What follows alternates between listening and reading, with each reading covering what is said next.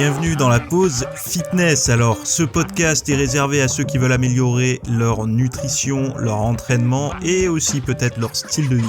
Donc pour tous ceux qui me suivent depuis quelques temps déjà, vous pouvez me laisser une petite évaluation sur la plateforme de podcast de votre choix. C'est ce qui m'aide le plus. Allez, on démarre l'épisode.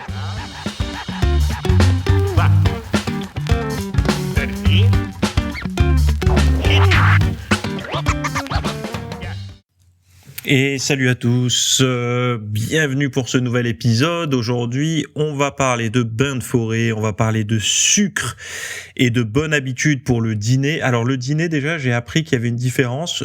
À Nice, le dîner, c'est le midi et à Paris, c'est le soir. Donc, est-ce que vous pouvez me confirmer ça ? Alors, peut-être plus en 2022, hein, mais je parle historiquement parlant, on va dire.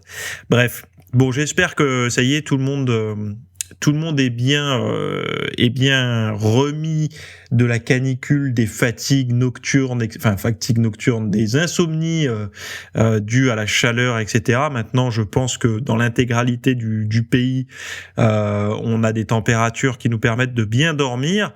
Et vous allez voir que on va parler un tout petit peu de sommeil en fin d'épisode là.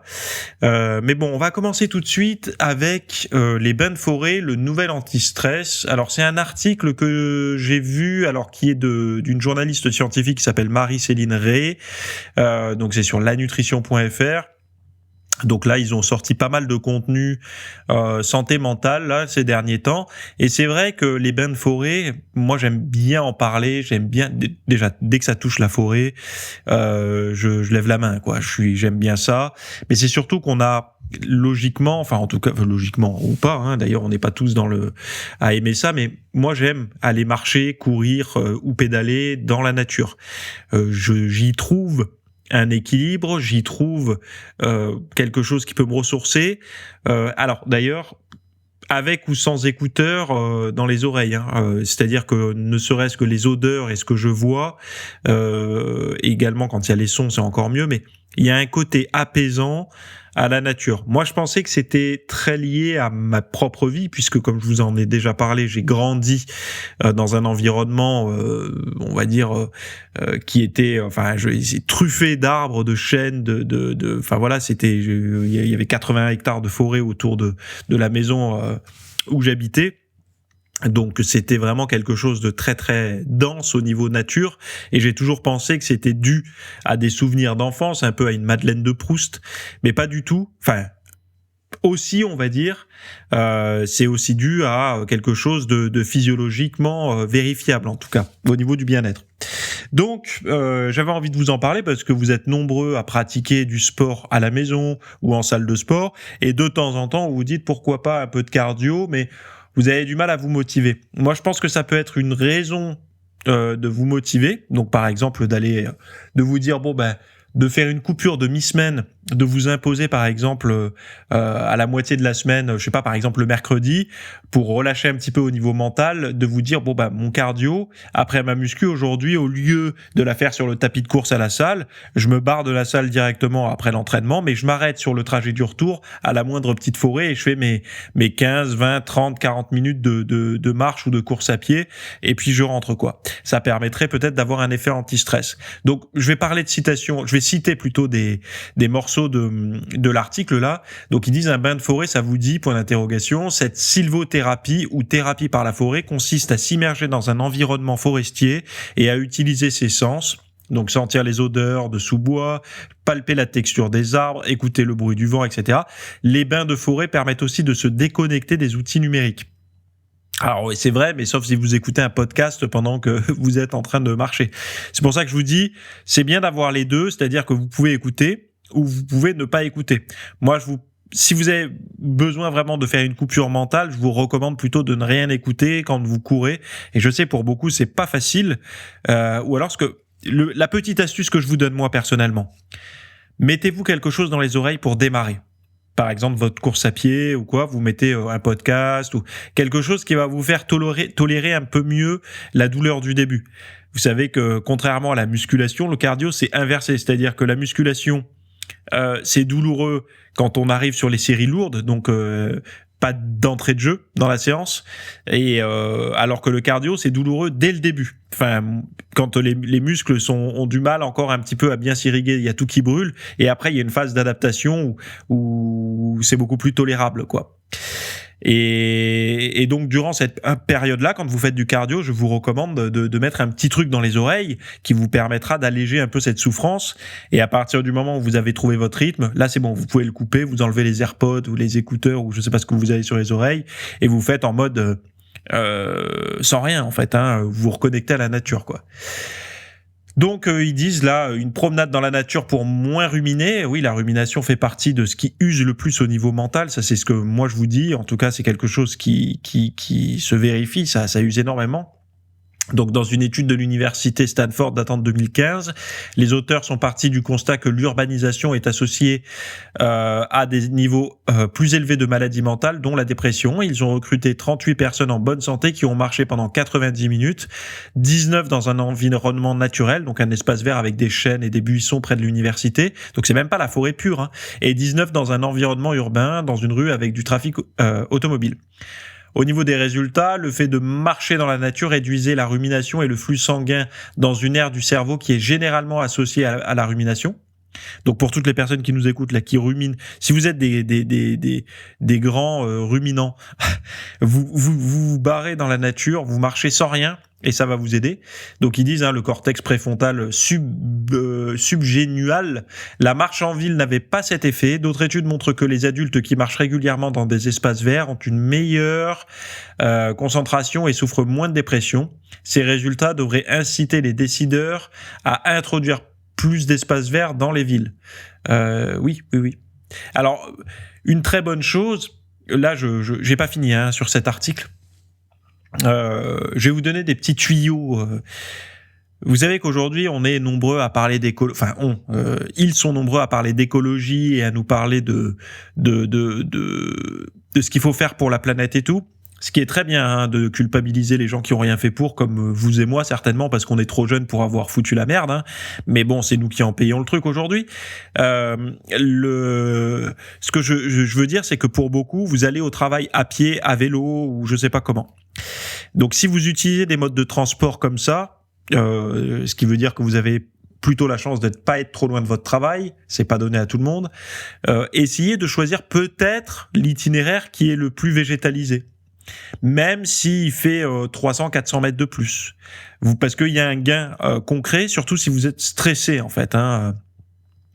Et je sais que quand on est anxieux ou stressé, et croyez-moi, moi je suis pas un détendu de la nouille par défaut. Hein. Je suis plutôt quelqu'un d'anxieux et d'angoissé par défaut. Et donc du coup, moi j'ai dû travailler pour essayer de comprendre ça, etc. Et je peux vous garantir que quand on est anxieux, on a tendance à se dire « Attends, la forêt, ça va rien me faire, vu l'anxiété que j'ai, que dalle, quoi. » Et bien pourtant, allez-y, faites un tour, vous allez voir que quand on rentre, on se sent vraiment mieux, quoi. Il y a vraiment un effet positif à ça. Donc si on peut s'en prendre des micro-doses, un peu comme la vitamine D quotidienne, ben là, si on peut se prendre des micro-doses de végétal au quotidien, ça peut être vraiment pas mal, quoi. Mais le végétal et la nature... c'est un sujet qui me passionne, mais ça devrait faire partie de plein de choix de vie. C'est-à-dire que si pour vous ça compte, eh ben ça devrait même compter dans le choix de la maison. Qu'est-ce qu'il y a autour de chez vous, enfin voilà, ce sont des choix où la nature doit toujours être à proximité parce que c'est une bonne dose. C'est un bon anxiolytique naturel en fait, la nature. Voilà. Donc ils disent, hein, une promenade dans la nature agit sur l'amygdale du cerveau. L'amygdale est moins activée pendant le stress chez les personnes qui vivent dans les zones rurales que par rapport à ceux qui vivent en milieu urbain. Pour cette expérience, les scientifiques allemands ont examiné l'activité cérébrale de 63 volontaires sains avant et après une promenade d'une heure dans la forêt de Grunewald, ou enfin je sais pas si on le prononce comme ça, ou dans une rue commerçante de Berlin. L'imagerie par résonance magnétique fonctionnelle a révélé que l'activité de l'amygdale diminuait après la marche en forêt, ce qui prouve que le contact avec la nature a des effets bénéfiques sur la région cérébrale liée au stress. Cette étude montre donc pour la première fois le lien de cause à effet entre une promenade dans la nature et la santé du cerveau. Moi, encore une fois, je me répète, mais moi, j'en suis convaincu. Mais je parle là pour les personnes sceptiques. Moi, personnellement, j'en suis déjà convaincu, en fait, de ce bienfait mental des promenades dans la forêt. Mais les gens, en règle générale, ils y croient. Ils y croient, mais de loin. Ils se disent, ouais, mais ça doit marcher. Mais pour moi, mon niveau d'anxiété est tellement élevé que ça doit pas fonctionner. Alors que c'est faux. Il y a toujours, c'est un tout en fait, le sport, la bonne bouffe, le bon sommeil, être en contact avec la nature. Dites-vous qu'il y a des gens qui pour eux, la nature se limite à un parc en centre-ville. Ils n'ont pas le permis de conduire, donc du coup, ils se limitent au transport en commun et ils connaissent pas la forêt. Alors, bon, là, c'est surtout pour ceux qui habitent la capitale, ce qui n'est pas mon cas. Mais par contre, moi, j'ai grandi en Sologne, donc c'est pas très loin de la capitale. Et je peux vous dire que vers Orléans et les alentours, c'est là où je suis né, les forêts sont magnifiques. Prenez du temps, allez vous promener dans ces forêts là. Si vous êtes proche de la capitale, prenez un week-end là, vous prenez votre bagnole, vous vous barrez dans une forêt là vers Orléans, etc. Vous allez vraiment en prendre plein la poire. C'est super agréable. Vous prenez une bonne boisson chaude derrière ça. Enfin bon, voilà, c'est bien, ça sera bien. Surtout si vous êtes en famille et tout, c'est vraiment moi j'en ai de très très bons souvenirs quoi. Donc la nature, c'est comme un bol de vitamines, ils disent là. Donc marcher en forêt, admirer le coucher de soleil sur la mer ou profiter de la quiétude d'une prairie, toutes ces activités auront un impact positif sur la santé. Donc dans un article paru dans Frontiers in Psychology, Ming Kuo a passé en revue des centaines d'études pour savoir comment la nature favorisait la santé. Elle a identifié 21 voies expliquant l'effet favorable de la nature sur la santé. Parmi ces voies, il y avait par exemple les phytoncides, des composés volatiles antimicrobiens libérés par les plantes qui réduisent la pression sanguine et favorisent le fonctionnement immunitaire, les ions négatifs présents dans l'air qui réduisent la dépression, entre autres effets, le micro-organisme Mycobacterium vaccae présent dans la nature et qui favorise le fonctionnement immunitaire, les bruits et paysages naturels qui peuvent réduire l'activité nerveuse sympathique et augmenter l'activité parasympathique. Alors, l'activité nerveuse sympathique, c'est celle qui active en fait, qui met en sous tension entre guillemets. Et la parasympathique, c'est celle qui tamponne la tension en fait, entre guillemets, plutôt qui va détendre. Donc voilà, les marches en forêt qui réduisent le niveau de certains facteurs de risque comme les cytokines inflammatoires et le glucose sanguin élevé, et l'effet de la relaxation et la réduction du stress lié au contact avec la nature. Donc, l'automne étant pour moi une très bonne période d'aller se promener parce que les températures baissent et les paysages, les couleurs sont magnifiques, allez faire un tour en nature, surtout si vous avez tendance à avoir une tension qui commence à poindre, parce qu'en fin d'année, je connais beaucoup de personnes, alors moi c'est pas trop mon cas, mais il y a beaucoup de personnes pour qui l'automne et l'hiver, et ils sont très sujets à une petite dépression hivernale. Donc sachez une chose, c'est que il y a la lumière du jour, donc essayez de vous exposer tôt à la lumière du jour, et si vous n'avez pas le soleil chez vous, essayez d'avoir une petite exposition à la luminothérapie. Mais bon, globalement, essayez de voir la lumière le plus tôt possible, et notamment la lumière du jour. Mais pour beaucoup de personnes, je pense qu'il y a un autre lien. Il n'y a pas que la lumière, les journées qui diminuent, la lumière qui diminue dans la journée. Il y a aussi un effet fin d'année, bilan de fin d'année, où est-ce que j'en suis, une année de plus, etc., qui peut avoir un effet un peu anxiogène pour certains. Donc profitez-en, allez dans la nature, ce sont des bonnes périodes actuellement. Deuxième article du podcast.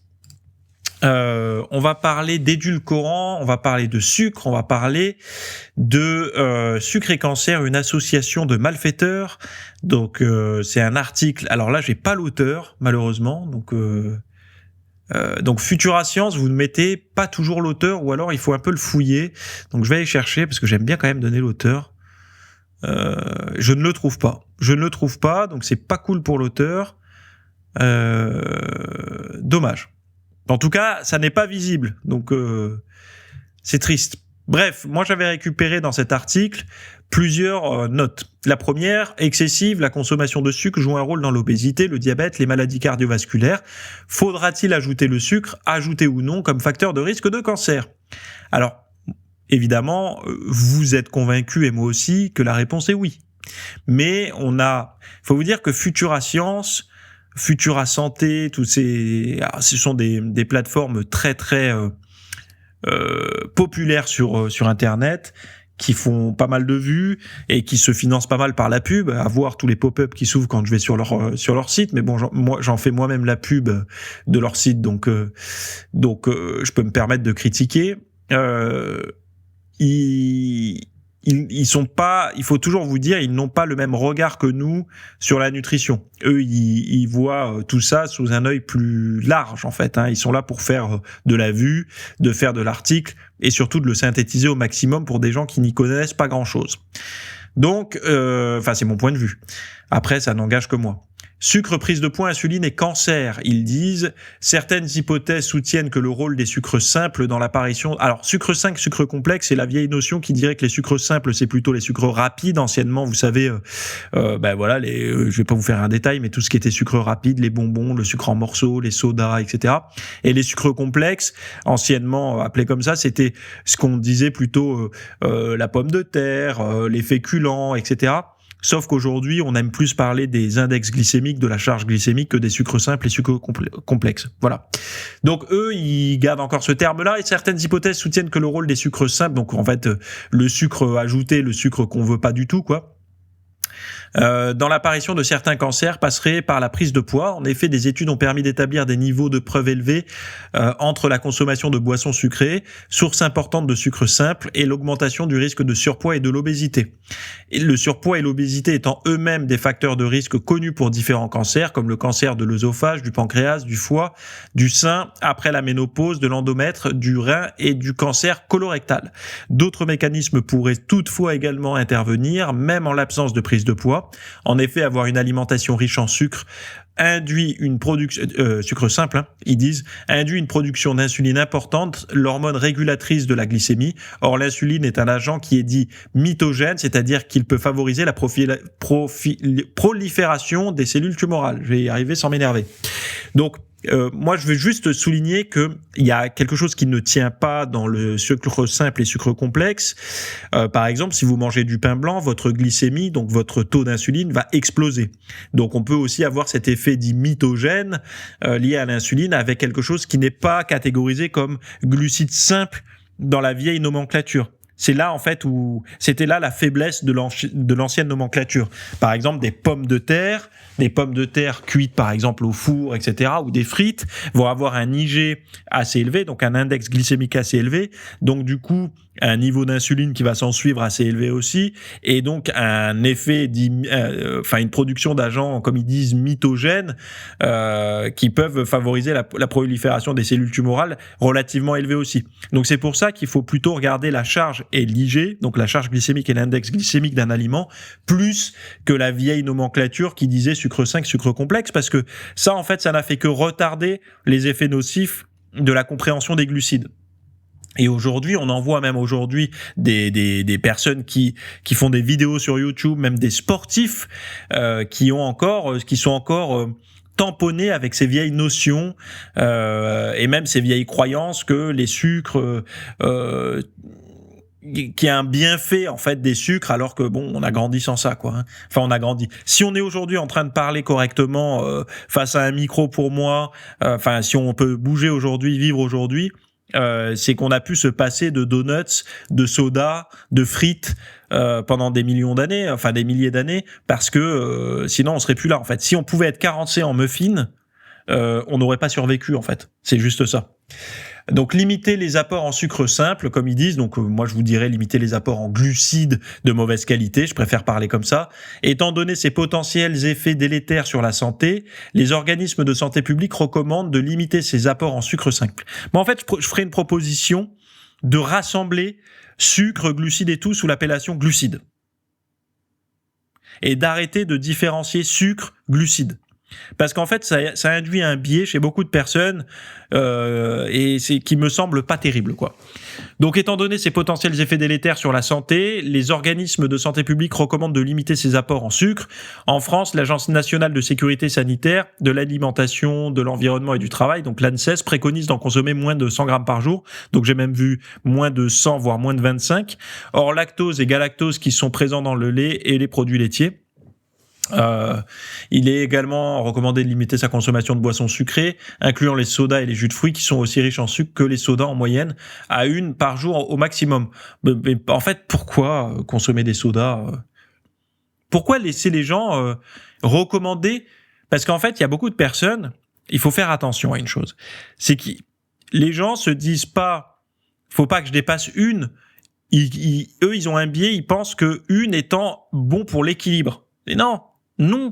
Moi, je lutte contre ça, en fait. Je lutte contre cette notion de faux équilibre. Et pourtant, parfois, ce sont des médecins nutritionnistes qui le disent. Et c'est ça qui me rend fou. Ils disent, oui, faut manger un peu de tout.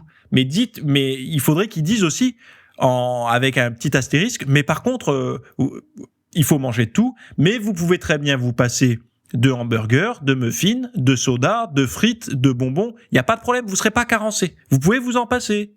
En fait, ce que ça vous apporte, c'est que dalle, à part des sucres et des calories, des graisses, des additifs et tout. Donc à la place, remplacez tous ces produits sucrés-là par des fruits entiers et par exemple les pommes de terre, le pain et tout ça par des sources de féculents ou de glucides d'origine un petit peu plus noble, comme des légumes un peu plus denses, comme de la pomme de terre cuite correctement, mangée parfois refroidie, je sais pas, du quinoa, des lentilles, enfin des légumineuses. Vous avez compris là où je veux en venir, quoi. Alors en fait, moi, j'aimerais, mais je comprends pourquoi il dit ça, parce que il parle à des gens qui n'ont pas envie de se passer de chips. Mais il faudrait pas que ce discours vienne teinter les sportifs et ceux qui essayent de prendre soin de leur santé. Parce qu'en fait, ils vont penser qu'ils ont besoin eux aussi d'en manger pour être équilibrés. Non. Équilibré socialement, pourquoi pas? Parce que ça peut s'entendre en fait, d'avoir un équilibre dans la vie sociale. C'est-à-dire que quand on va manger chez les gens, qu'on ne vienne pas avec sa gamelle, d'être capable de manger ce qu'on nous propose. Donc moi, je lutte pour que les gens n'arrivent pas avec leur gamelle. Je pense que c'est important à un moment donné de respecter ce qu'on a cuisiné pour l'autre quand on est invité, dans les deux sens. Hein. C'est-à-dire que quand vous recevez vous aussi, il faut que ce qu'on vous propose soit mangé. Mais enfin voilà, je sais pas pourquoi je m'attarde trop là-dessus. Vous connaissez mon point de vue. Alors après, dans cet article, il parle des édulcorants et qu'il y a toute une cascade de cancers aussi qui pourrait résulter de l'abus d'édulcorants. Donc il parle la consommation d'édulcorants a un risque accru de cancer, globalement cancer du sein, cancer lié à l'obésité, larynx, pharynx, estomac, vésicule biliaire, ovaire, prostate, maladie cardiovasculaire, etc. On voit bien que tout ce qui est sucré et qui a un goût sucré de nouvelle génération, ça fout quand même le boxon au niveau d'un organisme humain. Enfin, moi je parle des humains, mais il y a également les animaux qui ont été étudiés là-dessus. On s'en rend compte, on a beau essayer de bricoler avec des édulcorants et tout, dès qu'on revient avec ce pouvoir sucrant élevé, que ça soit d'origine normale, enfin sans parler d'édulcorants, donc du sucre simple comme ils disent eux, donc du saccharose quoi, ou même le fructose et les édulcorants, on voit bien que le corps il dit non, ouais, il dit arrête d'essayer de contourner le machin, on n'aime pas ça ton truc sucré, le corps il aime pas. Il aime pas. Même si vous avez un tour de taille mince, ils disent on n'aime pas ça. Après, il y en a qui luttent. Hein. Je peux comprendre. Si moi-même j'avais eu les abdos hyper secs sans jamais avoir besoin de faire attention à ma consommation de glucides, peut-être que je dirais arrêtez de généraliser. Il y en a pour qui c'est bon, il y en a pour qui c'est pas bon. Non, je pense que c'est pas bon pour tout le monde. Sauf qu'il y en a qui ont des gènes qui vont stocker beaucoup et d'autres qui vont pas stocker. Mais au niveau de la toxicité, au niveau de l'organisme, on sait qu'un excès de sucre, c'est une forme de toxine. Enfin pas de toxine, mais un effet toxique. Pro-inflammatoire au niveau de l'organisme, même si vous faites pas beaucoup de tissu adipeux, la gifle toxique, le corps le prend quand même. Voilà. Quand même. Donc, on va voir maintenant un autre article qui s'appelle « Manger tard, une habitude mauvaise pour la santé ». Et là, j'ai l'autrice, donc c'est une rédactrice scientifique qui s'appelle Julie Kern, qui dit « Manger tard, une habitude culturelle dans certains pays ». une mauvaise habitude pour d'autres. Selon une étude récente, retarder l'heure des repas change notre sensation de faim et la façon dont le corps gère les aliments. Ouais, c'est... Alors attendez, je reprends... Voilà. Donc manger à l'espagnol ne serait pas bon pour la santé, relate une étude clinique dans Cell Métabolisme. Selon leurs résultats, retarder les heures de repas de 250 minutes, soit environ 4 heures, augmente significativement la sensation de faim, diminue la production d'énergie fournie par les aliments durant la journée et favorise la création d'adipocytes et le stockage des graisses dans ces dernières. Tant de paramètres qui, en fin de compte, favorisent l'apparition de l'obésité. Alors, production d'énergie, quand j'entends ça, j'entends en fait conversion des calories à des fins, on va dire, énergétiques, donc plutôt de type glycogène, plus que du tissu adipeux.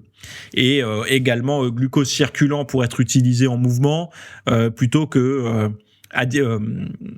cellules adipeuses, quoi. Hypertrophie des cellules adipeuses, en gros, quoi. Mais bon, là, c'est un jargon, je me la pète un peu, ça sert à rien, puisque des fois, il y a des gens qui écoutent et qui ne le maîtrisent pas. Donc, on va dire que quand vous mangez le soir, vous avez plus de chances d'en faire du gras, du tour de bide, du tour de cul, que d'en faire un réservoir énergétique au niveau de vos muscles pour la séance future. C'est ça qu'il faut comprendre, en fait, hein. Et en fait, là où il y a un bug, pareil pour beaucoup de sportifs, c'est vous savez, moi, je fais partie de la génération et des gens qui ne peuvent pas manger des glucides le soir sans dilater assez rapidement. Je m'explique, parce que là, il y en a qui sont en train de dire « Mais qu'est-ce qu'il raconte ? C'est pas possible, ça rentre dans les... que tu le manges le soir, le matin, le midi, c'est pareil, du moment que ça rentre dans les macros de la journée. » Je ne fais pas partie des gens qui pensent comme ça. Voilà, je respecte ceux qui pensent comme ça, mais je ne fais pas partie de ceux qui pensent comme ça, mais je vais nuancer et expliquer pourquoi. Si je mange pour me maintenir, c'est-à-dire que si je suis sur le fil du rasoir, c'est-à-dire si je consomme à peu près ce que je dépense dans la journée avec mon sport. Si ces glucides, je les ai plutôt le matin, à quantité de glucides égale, hein, si je les ai plutôt le matin et le midi, plutôt que le midi et le soir par exemple, ou plutôt qu'étalé entre midi, matin, soir, mon physique se voile plus rapidement, donc ça veut dire qu'il va tendance à se dégrader légèrement quand j'ai des glucides le soir. Si je suis au régime pour perdre du gras, je fais le même constat, même en étant en hypocalorie. Par contre, je peux comprendre que chez certaines personnes, quand ils sont sévèrement au régime, ils arrivent à sécher avec des glucides le soir. Par exemple, s'ils ont 50 grammes ou 60 grammes de glucides autorisés dans leur quotidien, dans leur diète quotidienne, ce qui est très peu. Là, on est en diète fortement low carb, voire cétogène, mais qui consomment ces 60 grammes sur le repas du soir, il me semble qu'ils vont pas prendre beaucoup de graisse. Ça serait peut-être mieux s'ils les consommaient le matin, ils auraient peut-être plus de facilité à sécher, mais si pour eux c'est très difficile de se passer de glucides en fin de journée, pourquoi pas ? Mais encore une fois, de dire que c'est pareil me semble pas cool. Je l'ai déjà expliqué moi dans divers contenus. Là, ils en parlent aussi. Bon, voilà, ça concerne que ce que je cite dans l'article de Futura Science là. Moi, j'ai parlé que c'était pas bon en fait de faire piquer son insuline, de faire monter sa glycémie avant d'aller se coucher. Je parle pas forcément d'IG élevé. Je parle de faire monter sa glycémie parce que quand l'insuline est sécrétée, l'hormone de croissance a du mal à être sécrétée puisque c'est en fait des hormones un petit peu qui ne peuvent pas être là. C'est un peu comme le yin et le yang, quoi. En gros, elles peuvent pas être en même temps sécrétées. Et on a besoin de sécréter de l'hormone de croissance pendant le sommeil, ce qui vous aide à vous réparer, mais aussi ce qui vous aide à brûler du gras, à sécher. Donc c'est pas forcément intéressant de consommer des glucides justement pour cette même raison avant de vous coucher. Mais il y a des personnes, voilà, qui s'en foutent de ce que je propose. Moi, il faut toujours se dire que je ne veux pas, moi, alterner entre gras du bide sec, gras du bide sec, gras du bide sec. Moi, ce que je veux être, c'est alterner entre ventre plat avec abdos apparents et très sec, puis ventre plat avec abdos apparents et très sec. Je ne veux pas monter gras. Et en fait, pourquoi ? Parce que je veux plus vivre ça. J'ai été en surpoids par le passé, j'ai plus envie de ça. Je suis conscient qu'on peut rester avec un ventre plat et les abdos apparents tout le temps. Et ça demande une diète particulière qui n'est pas une diète qui t'affame, parce que moi je suis pas affamé, je mange à ma faim, mais ça demande un protocole alimentaire particulier. Et moi, en fait, j'ai trouvé mon équilibre comme ça. Donc je peux pas aller dans le sens de ceux qui trouvent que ça fonctionne, parce que moi je l'ai pas vérifié. Et en plus, je l'ai pas lu dans les études. Donc bref.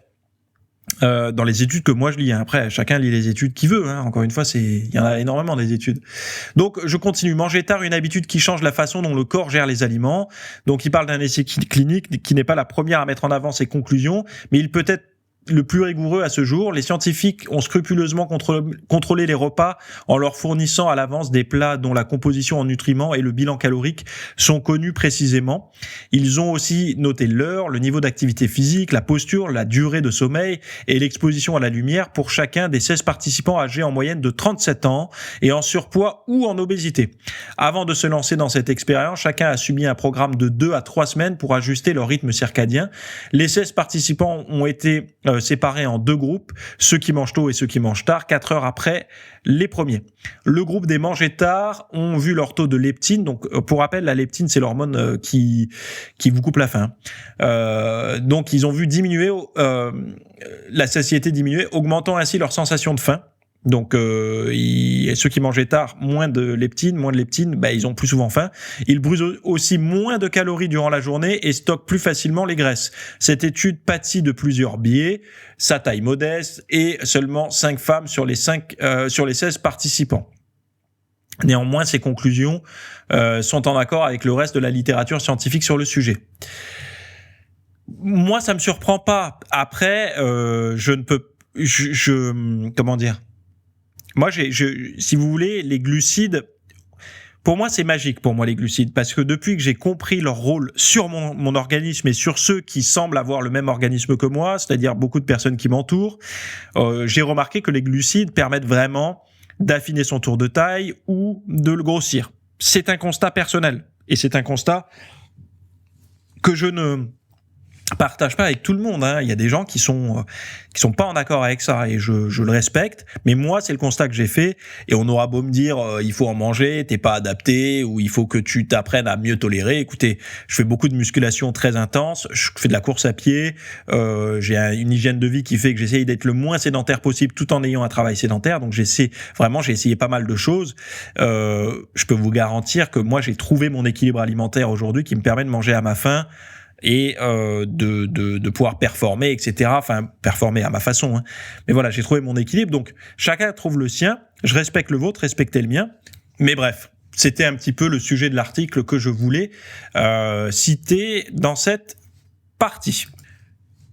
Le sommeil, 10 astuces pour mieux dormir. J'en ai parlé ce week-end et il y a même la most popular sleeping position. Donc les positions les plus populaires pour dormir. Je vous ai parlé un petit peu du sommeil parce que d'ailleurs allez voir le lien que je vous ai mis parce que dans la première partie donc qui est ouvert à tout le monde, c'est un article que j'ai rédigé.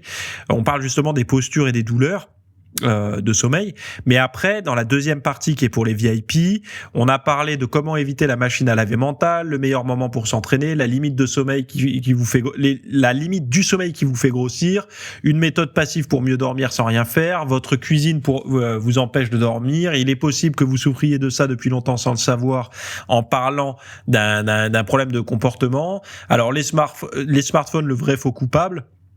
On va parler du froid, vérité et mensonge pour le sommeil, testostérone et cortisol, les amis ou pas du sommeil, le passé, le présent et le futur. Comme d'habitude, vous avez toutes les notes en PDF et le cours en vidéo. Allez voir parce que la première partie est en libre accès, l'écrit en tout cas est en libre accès là de la première partie. Après le cours vidéo et le PDF, c'est pour les VIP. À un moment donné, c'est le contenu VIP. Donc, si ça vous intéresse, tout ce que j'ai cité dans cet épisode est disponible en lien dans les notes que vous avez reçues par mail ou dans la description de ce podcast. N'oubliez pas de me poser vos questions, vous avez accès à ma messagerie sur mon site et puis on se retrouve la semaine prochaine pour un prochain épisode ou tout de suite pour ceux qui basculent en VIP. Bye. Merci d'avoir écouté cet épisode. Alors, avant de partir, j'avais juste quelque chose à vous partager. C'est vrai que vous avez peut-être des temps morts à meubler, que ce soit des temps de trajet dans les transports en commun, du cardio un petit peu long sur un tapis de course, ou alors tout simplement envie de remplacer les programmes que vous avez la soirée pour de l'apprentissage. Vous êtes peut-être adepte des émissions, des documentaires, des reportages, etc. Sauf que dans le monde de la musculation, de la nutrition, du développement, d'un mode de vie sain, etc. C'est un peu maigre en contenu dans les médias grand public. Et donc, ce que je vous propose, moi, personnellement, c'est d'aller faire un tour dans la bibliothèque alors, c'est un Netflix version fitness privée qui vous coûtera moins cher qu'un lavage auto au rouleau par mois. Et là, vous avez vraiment tous les sujets. Alors, c'est plein de cours que je propose. Il y en a déjà plus de 300. Ce sont sur le sommeil, sur les hormones, sur la nutrition. Donc ça peut être pourquoi on a faim, pourquoi on n'arrive pas à tenir un régime, comment faire, quelles sont les solutions, mais aussi d'anatomie pour l'entraînement, des programmes d'entraînement. Donc tout ce qui est lié à la perte de graisse, si vous avez du gras sur le bas du ventre depuis des années, ou alors si vous avez du mal à prendre de la masse musculaire, tous ces sujets du plus connu, entre guillemets, du plus recherché au plus pointu. Tous ces sujets sont largement abordés dans cet espace VIP. Donc, pour rappel, pour y accéder, vous avez un lien en description. Si vous ne le trouvez pas, vous allez sur www.fitnessmiss.fr et vous faites devenir membre. Voilà, vous trouverez sur le site. Et vous accédez à ce contenu caché que vous pourrez écouter partout. Voilà, je vous laisse ici. Très bonne fin de journée à tous.